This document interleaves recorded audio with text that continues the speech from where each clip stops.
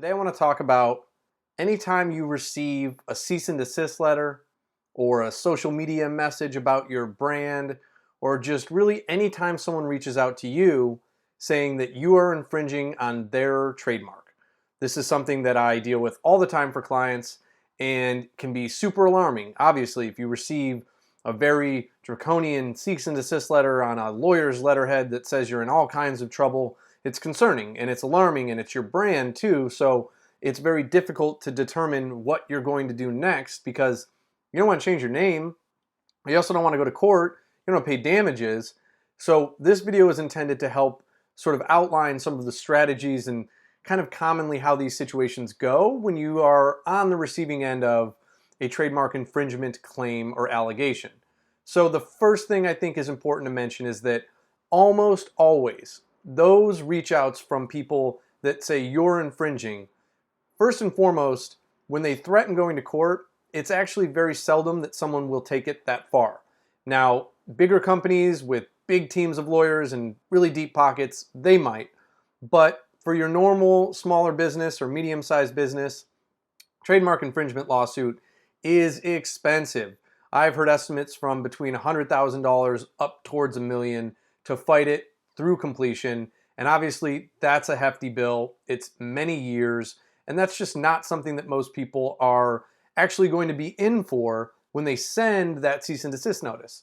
So partly it's a bluff. At the same time, it's not something to be taken lightly. And usually the reason or the sort of goal of those letters when you receive them is for you just to change your name. That's almost always going to be the main request.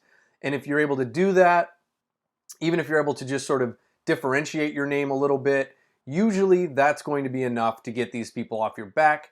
Sometimes they're going to want you to sign an agreement saying X, Y, and Z, that you're not going to use this name again, or that you're going to dispel confusion amongst consumers if other consumers think that you are them, and they want you to put a statement on your website maybe saying, hey, we're not affiliated with this other one that has a similar name. A lot of the time, if you have products, they're going to want you to either sell off the remaining inventory, which is sort of the more generous way to go about it, or you might just have to chalk that inventory up to a loss if they're very serious about you not selling any more products. Occasionally in these letters you will see that they want some of your profits from the goodwill that you've gotten from using their logo.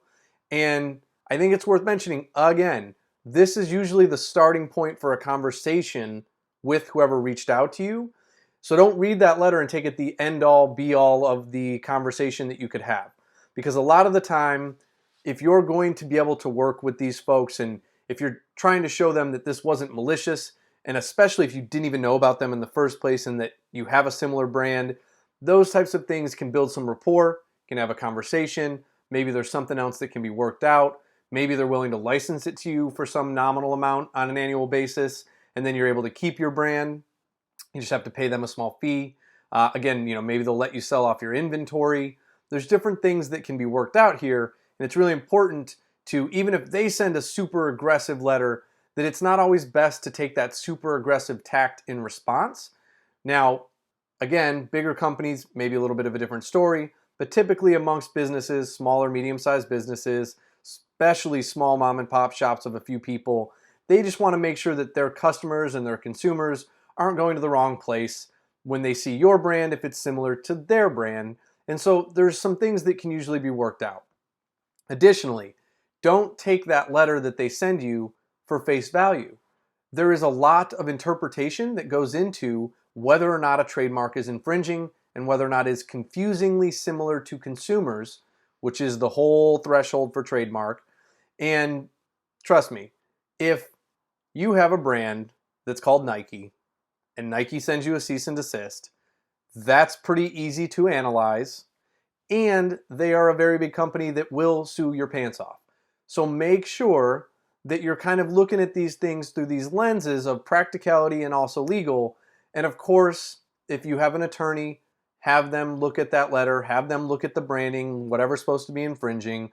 They'll be able to give you a better opinion on whether or not it is or isn't, because there's other things that go into this. For instance, if your trademark or your brand name is very descriptive of the products or services you sell, you might have an argument that it's not a trademark at all. It's just an adjective, it's a descriptor. And usually if things are too descriptive, you can't register them as a trademark. And so there might be an argument there against this person that sent you, or this company that sent you the cease and desist, that actually the name of my business is just a descriptor of my business. It's not actually even protectable under trademark. And as a result, let's have a conversation about how I'm not going to change my brand based on your cease and desist letter, but maybe I can add some differentiators, maybe I can do something, maybe you can give me a license. There's a lot of different strategies that go into these things. And the point of this video is, I guess, twofold. One, don't lose it when you get that letter. It's not the end of the world. It is not trademark Armageddon. It could be, but don't automatically default to that. And number two, make sure that you don't just rebrand or respond to that letter without actually going through some analysis, talking to an attorney, and making sure that what's in that letter is valid as well. Because a lot of the time, there are some scorched earth attorneys out there, I call them fire and brimstone attorneys, that even if a mark is slightly similar to their clients, they're going to want to send that cease and desist letter right now and slam that other company. And if you just respond with compliance, you may have changed your brand when you didn't need to because there was just some lawyer that wanted to go hard. So make sure, calm when you receive that letter, review it, talk to an attorney. You might have some options. It might not be the end of your brand. I hope that this was helpful. Thanks for tuning in.